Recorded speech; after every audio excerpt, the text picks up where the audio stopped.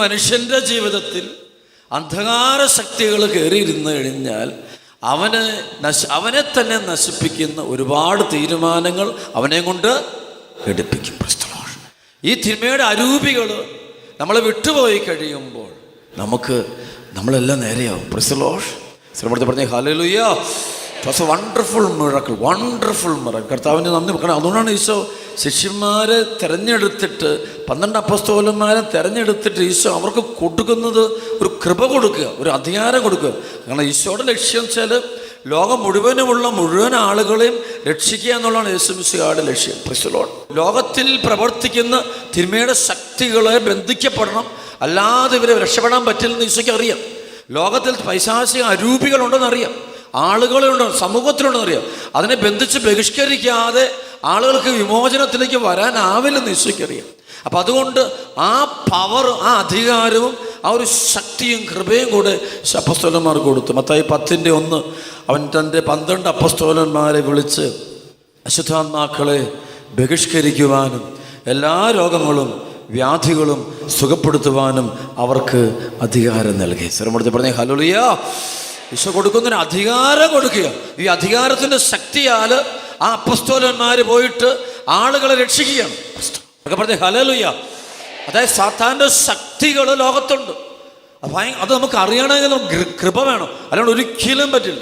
കൃപ കിട്ടുക, അതാണ് കൃപയെന്നുള്ള ആഗ്രഹം. ദൈവ കൃപയാണ്, അല്ലാണ്ട് ഒരിക്കലും ഇത് ഗ്രഹിക്കാനോ മനുഷ്യബുദ്ധിക്ക് ഗ്രഹിക്കാൻ പറ്റുന്ന തലമല്ലത്. ആ ദൈവത്തിൻ്റെ കൃപയാൽ നമുക്ക് കിട്ടുന്നത്. അത് നമുക്ക് ഡിസേൺമെൻറ്റ് കിട്ടണം.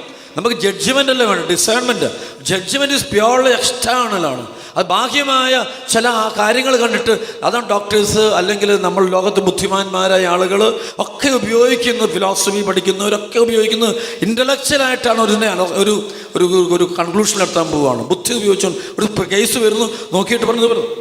പക്ഷെ പരിശുദ്ധാത്മാവ് നമുക്കുണ്ടെങ്കിൽ ബുദ്ധിയിലോട്ടല്ല നമുക്ക് നോക്കുന്നത്, നമ്മൾ കൃപ പ്രവർത്തിക്കാൻ തുടങ്ങും. കൃപ പ്രവർത്തിക്കുമ്പോൾ നമുക്കറിയാം ആ വ്യക്തിയിൽ ഒളിഞ്ഞു കിടക്കുന്ന എല്ലാ കാര്യവും എത്ര തിന്മയുടെ ശക്തികളുണ്ടോ അത് മുഴുവൻ പരിശുദ്ധാത്മാവ് നമ്മുടെ ആത്മാവിൽ പറഞ്ഞു തരികയും അതനുസരിച്ച് നമ്മൾ പ്രാർത്ഥിക്കുകയും ചെയ്ത് കഴിയുമ്പോൾ ആ വ്യക്തിയിലെ ബന്ധനങ്ങൾ, കെട്ടുകൾ അഴിഞ്ഞ് ആൾ സ്വാതന്ത്ര്യത്തിലേക്ക് കടന്നു വരും. സ്വരമെടുത്ത് പറഞ്ഞേ ഹല്ലേലൂയ. സ്തുതിക്കട്ടെ. 2 കരങ്ങൾ സ്തുതിക്കുന്നു. ഹല്ലേലൂയ. പോരാ പോരാ പോരാ പോരാ പോരാ പോരാ പോരാ. Hallelujah hallelujah hallelujah. സ്തുതിക്കുന്നു സ്തുതിക്കുന്നു സ്തുതിക്കുന്നു സ്തുതിക്കുന്നു സ്തുതിക്കുന്നു സ്തുതിക്കുന്നു സ്തുതിക്കുന്നു സ്തുതിക്കുന്നു സ്തുതിക്കുന്നു സ്തുതിക്കുന്നു സ്തുതിക്കുന്നു. പോരാ ഉച്ചത്തിൽ സ്തുതിക്കുന്നു സ്തുതിക്കുന്നു സ്തുതിക്കുന്നു സ്തുതിക്കുന്നു. ജോബിൻ്റെ പുസ്തകത്തിൻ്റെ 12-ാം അധ്യായത്തിൻ്റെ 14-ാമത്തെ വചനമുണ്ട്. ജോബ് 12:14. അവിടുന്ന് നശിപ്പിച്ചാൽ ആർക്കും പുനരുദ്ധരിക്കുവാൻ കഴിയുകയില്ല, അതുപോലെ അവിടുന്ന് ബന്ധിച്ചാൽ ആർക്കും മോചിപ്പിക്കുവാനും കഴിയില്ല. സ്വരമോർത്തി പറഞ്ഞേ ഹല്ലേലൂയ. ഞങ്ങൾ പ്രാർത്ഥിക്കണം, ശുശ്രൂഷിച്ച കർത്താവേ, ഞങ്ങളുടെ മേൽ ഞങ്ങളുടെ കുടുംബങ്ങളുടെ മേലും പ്രവർത്തിക്കുന്ന അന്ധകാര ശക്തികളെ ബന്ധിക്കണമെന്ന് തന്നെ പ്രാർത്ഥിക്കണം. ഞങ്ങളുടെ ജീവിത പങ്കാളിയിൽ പ്രവർത്തിക്കുന്ന, ഭാര്യയിൽ പ്രവർത്തിക്കുന്ന, ഭർത്താവിൽ പ്രവർത്തിക്കുന്ന, മകനിൽ പ്രവർത്തിക്കുന്ന, മകളിൽ പ്രവർത്തിക്കുന്ന തിന്മയുടെ ശക്തിയെ ബന്ധിക്കണമെന്ന് പ്രാർത്ഥിക്കണം. കാരണം മറ്റൊന്നല്ല, ഇത് വേറൊരു കാര്യം ഓർത്തണം, ഈശോ മിശിഹായ്ക്ക് മാത്രമേ തരിയാൻ പറ്റുള്ളൂ. ഈശോ മിശിഹായെ ബന്ധിച്ചാൽ മാത്രമേ ബന്ധിക്കപ്പെടുള്ളൂ. വേറെ ആര് ബന്ധിച്ചാലും വേറെ ഏത് ഒന്നും സാധ്യമല്ല. സർവ്വത്തെ പറഞ്ഞേ ഹല്ലേലൂയ. സർവ്വത്തെ പറഞ്ഞേ ഹല്ലേലൂയ ഹല്ലേലൂയ.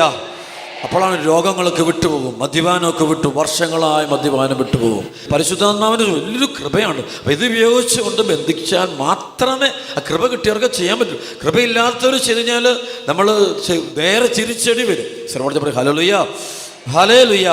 ആ ബൈബിളുണ്ട്, സ്കേവയുടെ പുത്രന്മാരെന്ന് പറഞ്ഞു.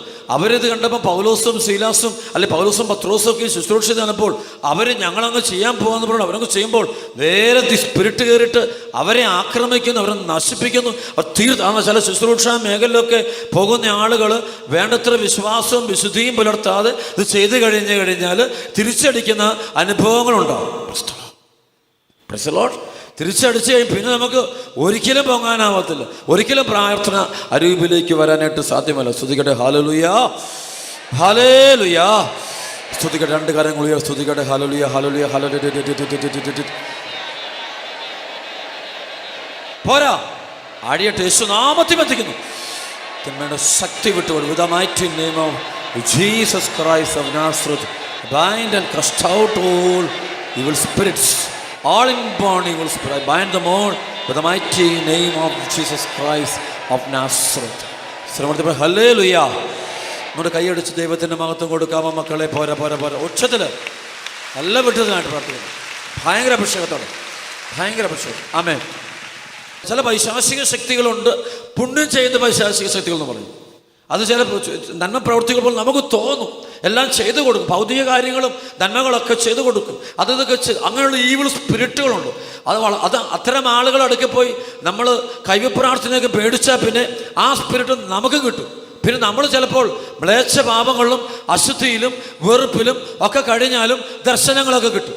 പക്ഷെ നമുക്ക് പ്രാർത്ഥിക്കാൻ പറ്റിയല്ലോ, മനസ്സോറും ദൈവത്തെ വിളിച്ച് പ്രാർത്ഥിക്കാൻ പറ്റിയല്ലോ, കുർബാനയിൽ പങ്കെടുക്കാൻ പറ്റിയല്ല, കുർബാനയിൽ ഭയങ്കര അസ്വസ്ഥത വരും, നമുക്ക് കൂദാശ ജീവിതം നയിക്കാൻ പറ്റിയല്ല, നമുക്ക് കുടുംബത്തിലിരുന്ന് പ്രാർത്ഥിക്കാൻ പറ്റില്ല, മാതാപിതാക്കളെ സ്നേഹിക്കാൻ പറ്റില്ല, മക്കളെ സ്നേഹിക്കാൻ പറ്റില്ല, ദൈവവചനം വായിക്കാൻ പറ്റില്ല.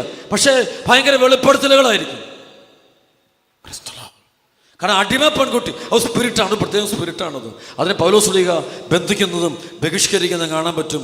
അതോടെ അവൾ വിട്ടുപോകുന്നു, ആ സ്പിരിറ്റ് വിട്ടുപോകുന്നു, അവൾ സ്വതന്ത്രയായി തീരുന്ന കാണാം. അതുകൊണ്ട് ലോകം മുഴുവൻ പലയിടത്തും അതും ദൈവമല്ലേ, അവിടെ നന്മയല്ലേ, ഇവിടെയും നന്മയല്ലേ, അവിടെയും പുണ്യമല്ലേ, ഇവിടെയും പുണ്യമല്ലേ, അതും വിശുദ്ധമല്ലേ, ഇതെങ്ങനെയല്ലേ, ഇതെല്ലാം പറയും. പക്ഷേ സ്പിരിറ്റ് ഏതാണെന്ന് തിരിച്ചറിയണം.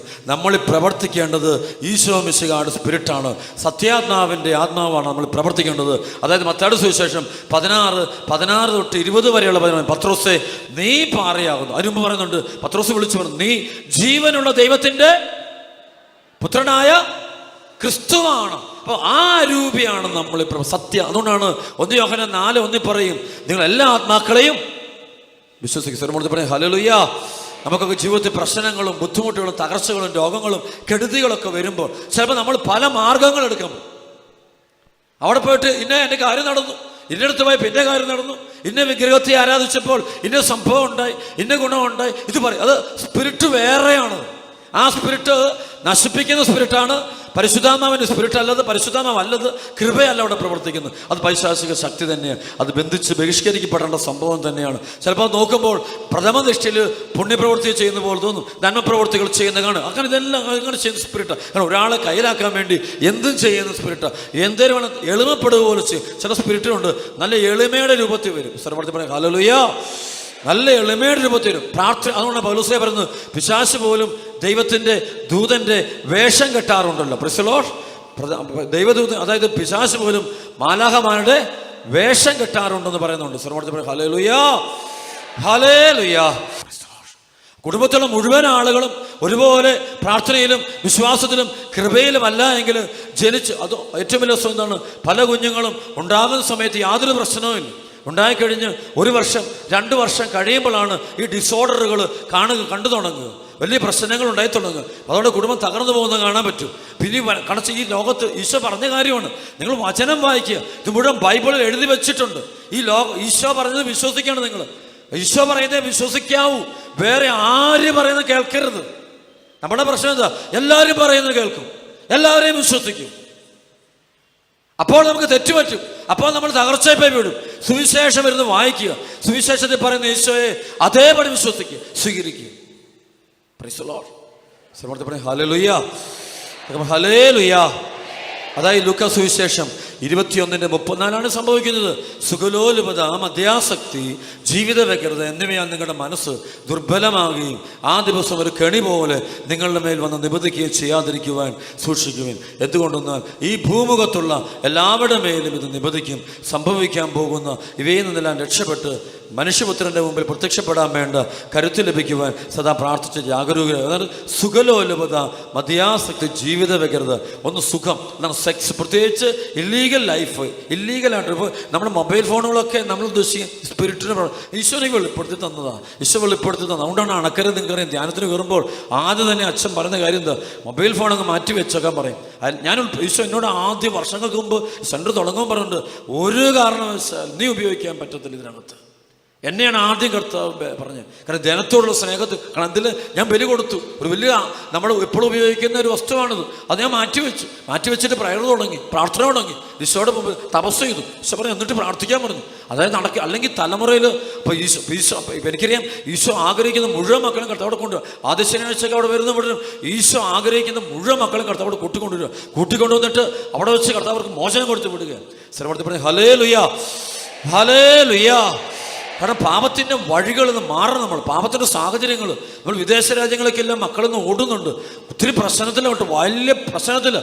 വീട് കാണും, കൊട്ടാരം പോലത്തെ വീട് കാണും, നല്ല ഡ്രസ്സ് കാണും, അല്ലെങ്കിൽ നല്ല ഭാഷ കാണും, നല്ല ലാംഗ്വേജ് കാണും, ഇത്രയേ ഉള്ളൂ. ബാക്കി മുഴുവൻ പ്രശ്നങ്ങളാണ്. നല്ല വണ്ടി കാണുമായിരിക്കും, പക്ഷെ ബാക്കി മുഴുവൻ ബന്ധനങ്ങളാണ്, തകർച്ചകളാണ്, രോഗങ്ങളാണ്, കെടുതികളാണ്, മുഴുവനുമാണ്. വേറൊന്നുമില്ല. നല്ല ജോലി എളുപ്പം കാണും, നല്ല പേര് പെരുമയും കാണും, പക്ഷെ പേരും പെരുമയും കൊണ്ട് നമുക്ക് ജീവിക്കാൻ പറ്റുമോ? പേര് പെരുമയും കൊണ്ട് ആർക്ക് ജീവിക്കാൻ പറ്റും? പണം കൊണ്ട് നമുക്ക് ജീവിക്കാൻ പറ്റില്ലല്ലോ. പ്രശ്നങ്ങൾക്ക് പരിഹാരം പണം തരുന്നില്ലെങ്കിൽ ഈ പണം കൊണ്ട് എന്തൊക്കെ പ്രശ്നം തീർക്കാൻ പറ്റും? വേണം ഒരു വീട് മേടിക്കാൻ പറ്റും, അല്ലെങ്കിൽ ഒരു വാഹനം മേടിക്കാൻ പറ്റും, അല്ലെങ്കിൽ ഒരു ബിസിനസ് ചെയ്യാൻ പറ്റും. ഇത്രയും കാര്യങ്ങളെ പണം കൊണ്ട് ചെയ്യാൻ പറ്റുള്ളൂ. അല്ലെങ്കിൽ വീട്ടിലോട്ട് കുറേ സാധനങ്ങൾ മേടിച്ചു വെക്കാൻ പറ്റും, അല്ലെങ്കിൽ നല്ല രസകരമായ വീട് പണിത് വെക്കാൻ പറ്റും. അല്ല അപ്പുറത്തേക്കൊന്നും പണം കൊണ്ടൊന്നും ചെയ്യാൻ പറ്റിയില്ല. പണം കൊണ്ട് ഒരുവനെ മേടിക്കാൻ പറ്റിയില്ല. പണം കൊണ്ട് സ്നേഹം മേടിച്ചെടുക്കാൻ പറ്റില്ല. പണം കൊണ്ട് വിശുദ്ധി മേടിച്ചെടുക്കാൻ പറ്റില്ല. പണം കൊണ്ട് ദൈവത്തെ വാങ്ങിച്ചെടുക്കാൻ പറ്റില്ല. പണം കൊണ്ട് സമാധാനം വാങ്ങിച്ചെടുക്കാൻ പറ്റിയില്ല. പലപ്പോഴും പല കുടുംബങ്ങളിൽ ഉള്ള സമാധാനം കൂടെ പോയത് അവിടെ വീട്ടിൽ സമ്പത്തും ജോലിയും പേരും പെരുമയും ഉണ്ടായത് കൊണ്ട് മാത്രം. അപ്പോൾ വേണ്ടത് ഈശോയുടെ ആത്മാവ്. ഈശോയുടെ ആത്മാവ് നമ്മൾ നിറഞ്ഞു കഴിയുമ്പോൾ എല്ലാ കെട്ടുകളും എല്ലാ ബന്ധനങ്ങളും നമ്മൾ വിട്ടുപോക്കോളും. കർത്താവിൻ്റെ വൻ കൃപ നമ്മൾ നിറഞ്ഞ് പ്രവർത്തിക്കുകയും ചെയ്യും. രണ്ട് കരം ഉയർത്തി സ്തുതിച്ച് ഹല്ലേലൂയ, ഹല്ലേലൂയ. പോരാ പോരാ, ഉച്ചത്തില്